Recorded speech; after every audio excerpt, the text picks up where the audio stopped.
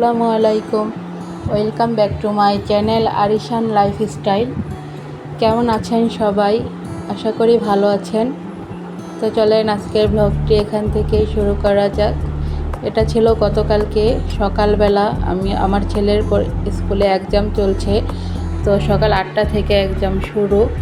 এই তো আমরা সকাল সকাল রেডি হয়ে গেছি স্কুলে যাওয়ার জন্য, যেহেতু স্কুলটা বাসা থেকে অনেক দূরে, তো যেতে একটু দেরি হয়, সেজন্য আগে ভাগে স্কুলে যাওয়ার জন্য প্রস্তুতি নিয়ে নিয়েছি। এটা ছিল এই তো সন্ধ্যার দিকে আমার হাজব্যান্ড অফিস থেকে, মানে গতকালকে সন্ধ্যার দিকে আমার হাজব্যান্ড হচ্ছে অফিস থেকে ফেরার পথে আমাদের জন্য কিছু খাবার নিয়ে এসেছে। তো সে এখানে কি কি খাবার আনলো, তো চলেন আপনাদের সাথে একটু শেয়ার করি। তো এখানে আনা হয়েছে হচ্ছে চটপটি আনা হয়েছে, আর আনা হয়েছে একটি নাপা সিরাপ। তো এটা আনা হয়েছে, আমার মেয়ের জ্বর উঠেছে, তো সেই কারণে এই সিরাপটি আনা হয়েছে। আর এখানে হচ্ছে আনা হয়েছে চিকেন চাউমিন। তো এই তো এখন আমি বক্স থেকে কাগজগুলো সরিয়ে নিচ্ছিলাম। তো এই তো বক্সটা আমি ওপেন করে নিয়েছি। তো চাউমিনটা আনা হয়েছে এলএফসি থেকে।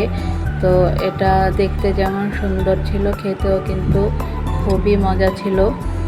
আর এখানে আনা হয়েছে চটপটি।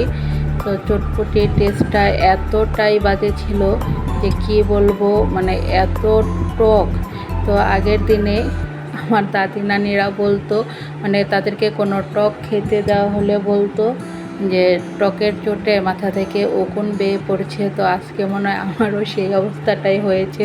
মানে চটপটিটা এত বেশি টক ছিল, যারা মানে অনেক বেশি টক লাভার তারাও মনে হয় এই টকটা খেতে পারবে না। তো আমার বাচ্চারাও কিন্তু মুখে দিয়ে ফেলে দিচ্ছিল। চটপটিটা আনা হয়েছে বাহিরের একটি দোকান থেকে আর কি, মানে চটপটি যে রাস্তায় বিক্রি করে, তো সেখান থেকে আনা হয়েছিল। টেস্টটা একদমই বাজে ছিল। আর এই তো এটা হচ্ছে আজকে দুপুরের রান্নাগুলো আমি করে নিচ্ছি। তো দুপুরে যা যা রান্না করব সব কিছু আমি সুন্দর করে কেটে ধুয়ে পরিষ্কার করে নিয়েছি। তো আজকে আমি রান্না করব ট্যাংরা মাছ দিয়ে আলু তরকারি, আর হচ্ছে লোটে শুটকি ভুনা করব। তো এই তো চুলাতে আমি হচ্ছে আলু তরকারিটা বসিয়ে দিয়েছি, সব মশলা একসাথে দিয়ে আলুটা আমি কিছুক্ষণ ভেজে নিয়ে তারপর এই তো মাছগুলো উপরে দিয়ে এখন কষানোর জন্য পানি দিয়ে দিয়েছি। আর পাতিলটা অপর চুলাতে শিফট করে আমি হচ্ছে এখন লোটে শুটকিটা ভুনা করে নেব। তো এই তো লোটে শুটকিটা আমি হচ্ছে প্রথমে ভালো করে ফ্রাই করে নিয়েছি। এখন পেঁয়াজ আর রসুন একসাথে দিয়ে আরও কিছুক্ষণ আমি ফ্রাই করে নেব।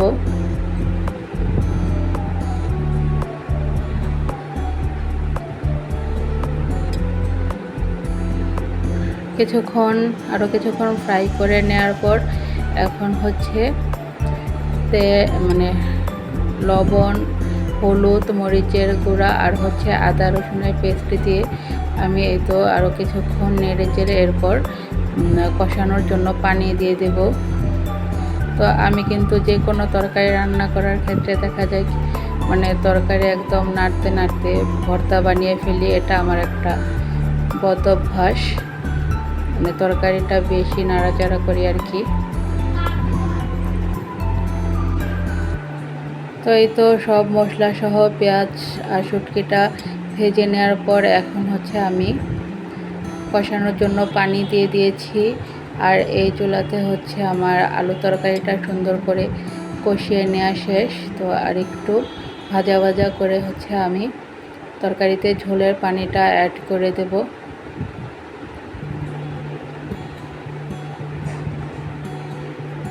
তো এইভাবে ট্যাংরা মাছ দিয়ে আলু তরকারি রান্না করলে আমাদের কাছে খেতে খুবই মজা লাগে, মানে খুবই সুন্দর একটা স্মেল বের হয়, খেতেও খুব মজা হয়।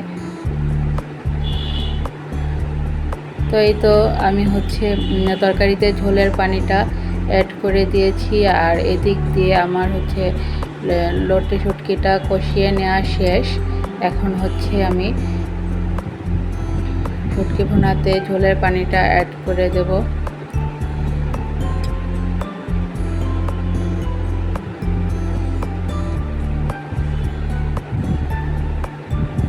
আমি এখন এই তো শুটকি ভুনাতে ঝোলের পানিটা অ্যাড করে দিয়েছি। তো শুটকি ভুনাটা প্রায় হয়ে এসেছে।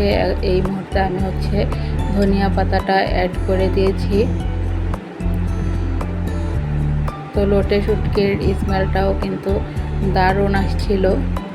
তো যেহেতু খাওয়ার আগে ভয়েস ওভার করছি, জানি না খেতে কেমন হবে, কিন্তু তরকারির স্মেল আর কালারটা দেখে মনে হচ্ছে যে খেতেও ভালোই হবে, মন্দ হবে না। তো এই তো আজকে আমি অপর চুলাতে ভাত বসিয়ে দিয়েছি তরকারিগুলো রান্না করার পর। তো এই তো আজকে রান্না করলাম ট্যাংরা মাছ দিয়ে আলু তরকারি রান্না করলাম, আর লোটে শুটকি ভুনা করে নিলাম। এর কিছুক্ষণ পরে আমার একটা পার্সেল চলে এসেছে। তো আমি কয়েকটা জামা অনলাইনে অর্ডার করেছিলাম। তো এই তো জামাগুলো চলে এসেছে, তো সেগুলো একটু আপনাদের সাথে শেয়ার করি। তো এখানে 4টা জামা আছে।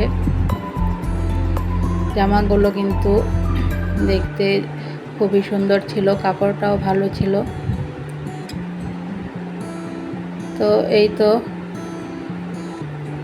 আজকে আমার রান্না বান্নাগুলো আপনাদের সাথে আপনাদের কাছে কেমন লাগলো, আর আমার ড্রেসগুলো আপনাদের সাথে আজকে কি বলছি আমি নিজেই জানি না, আপনাদের কাছে ড্রেসগুলো কেমন লাগলো অবশ্যই কমেন্টে জানাবেন। তো ভালো থাকেন সবাই, বাই বাই, আল্লাহ হাফেজ।